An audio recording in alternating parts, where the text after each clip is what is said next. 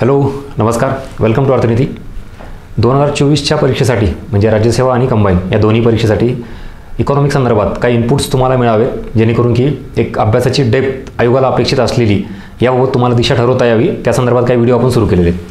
त्याबद्दला आज पुढचा व्हिडिओ आणि अनएम्प्लॉयमेंट म्हणजेच बेरोजगारी हा जो टॉपिक आहे आपला, त्याबाबत एक कन्सेप्ट आहे, ती तुम्हाला कशा पद्धतीने माहिती पाहिजेत. म्हणजे आपण बेरोजगारीचे प्रकार बघतो, ग्रामीण, शहरी, त्यातही छुपी बेरोजगारी, त्याला आपण अदृश्य बेरोजगारी म्हणतो, त्यानंतर हंगामी बेरोजगारी, संरचनात्मक बेरोजगारी, असे कितीतरी बेरोजगारीचे प्रकार आहेत. हे फक्त तेवढ्यापुरतं आपण एक वाक्य वाचतो, समजून घेतो आणि पुढे जातो.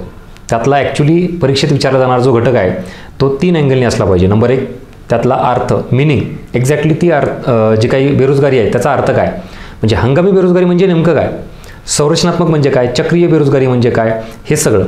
ॲट द सेम टाईम तुम्हाला काय माहिती पाहिजे, त्याचे कारण.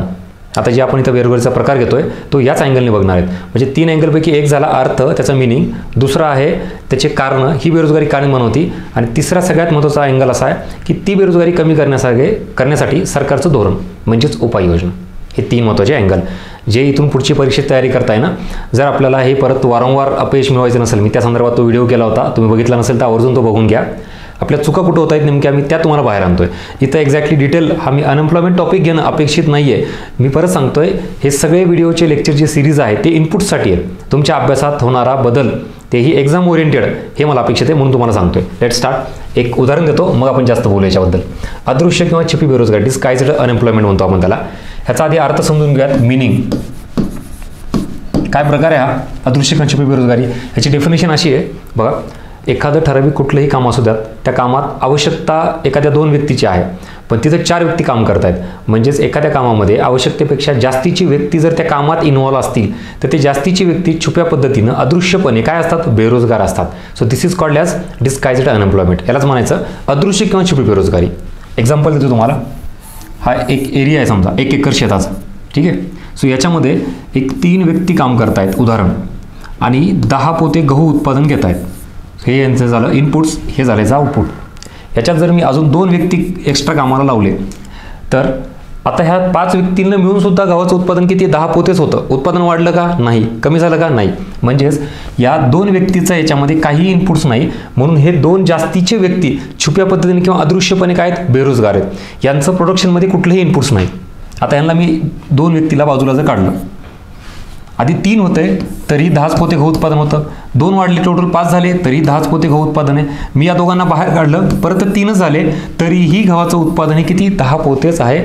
याचाच अर्थ या उत्पादनामध्ये या दोघांचा काहीही रोल नाही, म्हणून हे छुप्या किंवा अदृश्यपणे काय होते, बेरोजगार होते. यालाच काय म्हणायचं, अदृश्य किंवा छुपी बेरोजगारी.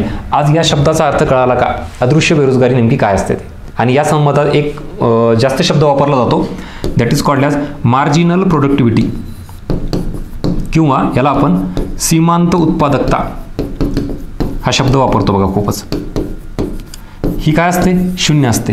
हे सुद्धा आजपर्यंत तुम्ही किती जणांनी पाठ केला असेल. सीमांत उत्पादक 0 असते. सीमांत उत्पादक 0 असणे म्हणजेच काय, या जास्तीच्या व्यक्तीचं उत्पादनामध्ये काय कॉन्ट्रीब्युशन असतं, 0. म्हणजेच प्रोडक्टिव्हिटीमध्ये यांचा 0 रोल असतो. म्हणून या अदृश्य बेरोजगारी व्यक्तींच्या बाबतीत आपण हा शब्द वापरतो, सीमांत उत्पादकता 0 असणे. प्रोडक्शन, उत्पादनमध्ये कुठलाही रोल नसणे, this is called as marginal productivity 0. आणि ह्याच गोष्टी आयोगाने विचारलेल्या आहेत. तुमच्या माहितीसाठी PYQ बघा. सीमांत उत्पादकता हे कुठल्या बेरोजगारी संदर्भात असते. आता मिळालं उत्तर, अदृश्य किंवा छुपी बेरोजगारी. So this is all about understanding proper definition of that concept. पुढे जाऊ. जर ही कन्सेप्ट नीट कळाली, एक जस्ट डायग्राम इमेज टाकली आहे, म्हणजे एकाच कामासाठी कमी व्यक्ती पाहिजे ॲक्च्युली, पण जास्त व्यक्ती आहेत. हां, आता कारणे आणि उपाययोजना. ज्यावेळेला एखादी कन्सेप्ट कळती, पूर्ण समजल्यानंतर तुम्ही त्याचे कारण शोधू शकता किंवा ऑप्शनमधून तरी निवडू शकता की याला कुठले घटक जबाबदार आहेत. सांगा काय कारणीभूत आहे त्याच्यासाठी. म्हणजे एखादं ठराविक काम आहे जिथं 3च व्यक्ती लागत आहेत, तिथे किती व्यक्ती काम करत आहेत, 5 व्यक्ती काम करत आहेत. म्हणजे जास्तीची व्यक्ती किती आहेत, 2. याचा अर्थ इथं सरळ आपल्याला या कारणामध्ये एक फॅक्टर विचारात घेता येईल, तो म्हणजेच लोकसंख्या. लोकसंख्या हा मोठा इश्यू आहे, जो कशाला रिस्पॉन्सिबल आहे, या अदृश्य किंवा छुप्या बेरोजगारीला. म्हणजे ग्रामीण भागात जर विचार बघितला तुम्ही, ही इथं की लोकसंख्या खूप जास्त आहे, पण त्या तुलनेत काम नाही आहेत, म्हणून हे जास्तीचे लोक नाईविलाजाने एकाच कामामध्ये जास्त गुंतलेले असतात. म्हणजे लोकसंख्या हा पहिला घटक झाला. दुसरा घटक याला रिस्पॉन्सिबल आहे पर्यायी रोजगाराची कमतरता. क्लिअर? 2 लक्षात आली तुम्हाला प्रामुख्याने कारणं. आता अजून एक घटक याला विचारला जातो स्टेटमेंट, चुकीचं का बरोबर सांगा. अदृश्य बेरोजगारी ही प्रामुख्याने कृषी क्षेत्रामध्ये आढळते. हे पहिलं स्टेटमेंट. अदृश्य बेरोजगारी ही प्रामुख्याने ग्रामीण क्षेत्रात आढळते. दुसरं स्टेटमेंट 1 आणि 2. चलो, काय उत्तर तुमचं? इथं कन्फ्यूज होतो आपण. आपल्याला आत्तापर्यंत काय वाचण्यात आलं एवढंच की ग्रामीण बेरोजगारी म्हणजेच ही छुपी बेरोजगारी, अदृश्य बेरोजगारी. पण त्यात मग कृषी आणि ग्रामीण काय? तर ह्याचं उत्तर आहे बोथ ऑप्शन आर करेक्ट. मुळात ग्रामीण हा ब्रॉड एक अँगल झाला. ग्रामीण भागात ही बेरोजगारी आढळते. ग्रामीण भागात जास्त व्यवसाय हा प्रमुख व्यवसाय कुठला आहे? कृषी व्यवसाय. म्हणून ग्रामीण भागात आढळते. आणि कुठल्या क्षेत्रामध्ये आढळते? कृषी क्षेत्रात. ग्रामीण भाग झाला, कृषी क्षेत्र झालं. त्यामुळे दोन्ही बाबतीत ही लागू होते. आता कळतोय का अँगल? परीक्षेत आपण कुठं कमी पडतोय किंवा वाचण्यात कुठं कमी पडतोय, हा माझा मेन उद्देश आहे. एखादी जर कन्सेप्ट असेल तर आत्तापर्यंत आपल्याला अदृश्य किंवा छुपी बेरोजगारी म्हणजे किती नॅरो स्वरूपात माहिती होती आणि प्रश्नांचे कितीतरी अँगल ओपन झालेत, हे त्याच्यामागचा उद्देश. म्हणजेच एक्झॅक्टली कारणं तुम्हाला सांगितले आणि ती कुठं आढळते हे बघितलं तर ह्याचे 2 अँगल सांगितले. मग आता लोकसंख्या हे एक त्याला कारणीभूत आहे. पर्यायी रोजगाराची कमतरता. ग्रामीण भागामध्ये कृषीच्या व्यतिरिक्त इतर रोजगार किंवा काही व्यवसाय ह्याला खूप जास्त चालना मिळते का? उद्योग जे आहेत ते कुठे जास्त आहेत? शहरी भागामध्ये आहेत. मग नाईविलाजाने काय करावं लागतं? शेतीच करावं लागते. आपल्या घरातील कुटुंबातला उदाहरण घ्या. दुसरं कुठलंही काम नसल्यामुळे ते ऑटोमॅटिकली शेतामध्ये जातात. आई वडील भाऊ बहीण सगळेजण कुटुंबच काम करतं सगळं. So this is called as अदृश्य बेरोजगारी. नेक्स्ट, उपाययोजना. याच्यातला शेवटचा पॉईंट. उपाययोजनेमध्ये काय करावं लागेल? जे कारणं आहेत ना त्याला रिस्पॉन्सिबल असलेले घटक तेच ॲक्झॅक्टली बदलायचे. म्हणजेच लोकसंख्या नियंत्रण पहिला घटक. दुसरा, पर्यायी रोजगाराची निर्मिती करणे.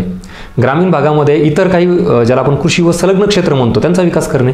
ॲग्रिकल्चरच्या सोबत अलाइड सेक्टर्सला प्रोत्साहन देणे, जेणेकरून हे जास्तीचे व्यक्ती जे इथं इन्व्हॉल्व झालेले आहेत नाईविलाजाने, ह्या दोघांना जर तुम्ही दुसरं काही काम दिलं तर ते बेरोजगार राहतील का? नाही. म्हणजेच उपाययोजनेत लोकसंख्या नियंत्रण आणि पर्यायी रोजगाराची निर्मिती करणे, याच्यामुळे अदृश्य बेरोजगारी कमी होऊ शकते. चलो, so this is all about basic concept जे आपण इथं आता बघितलेली आहे. असाच हा सगळा इकॉनॉमिक्सचा कन्सेप्ट आपला इथून पुढे चालू असणार आहे. त्यासाठीच आपण जे ओपन सेमिनार ठेवलेलं आहे आत्ता रविवारी, इथं तुम्हाला डिटेल्स दिसतील बघा. हे 24 डिसेंबरला आणि सकाळी 11 वाजता आपलं अर्थनीती नारायणपेठेमध्ये जे ऑफिस आहे तिथं. सो नक्की या. हेच सगळे अँगल आपल्याला ओपन करायचे, डिस्कस करायचं आहे. राज्यसेवा आणि संयुक्त पूर्व परीक्षा बऱ्याच जणांचं टार्गेट आहे. त्याच्यानुसार आपल्याला काय पुढे बॅलन्स ठेवता येईल. इकॉनॉमिक्समध्ये मार्क्स न येण्याचं कारण या बाबतीतली मी सिरीज चालू केलेली आहे. सगळ्या पॉझिटिव्ह अँगलने सगळ्या गोष्टी करतात. म्हणजे काय केलं पाहिजे, कसं वाचलं पाहिजे, कुठून वाचलं पाहिजे. माझा अँगल त्यासोबतच म्हणजे काय केलं पाहिजे बरोबरच आहे, त्यासोबत ते कशा पद्धतीने केलं पाहिजे आणि कुठल्या गोष्टी नाही केल्या पाहिजेत, या सगळ्या गोष्टी आपण डिस्कस करतोय. म्हणून हे ओपन सेशन नक्की अटेंड करा. बऱ्याच गोष्टी तुम्हाला याच्यात क्लिअर होऊन जातील.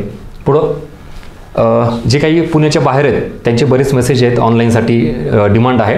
सो हीच बॅच आपण ऑफलाईन इथं हे असेल आपले ज्यांना करायची त्यांना. पुण्याच्या बाहेरच्यासाठी आपल्या अर्थनीतीचं ॲप डाउनलोड करा. तिथे तुम्हाला ही ऑनलाईन बॅच मिळून जाईल, रेकॉर्डेड स्वरूपात असेल.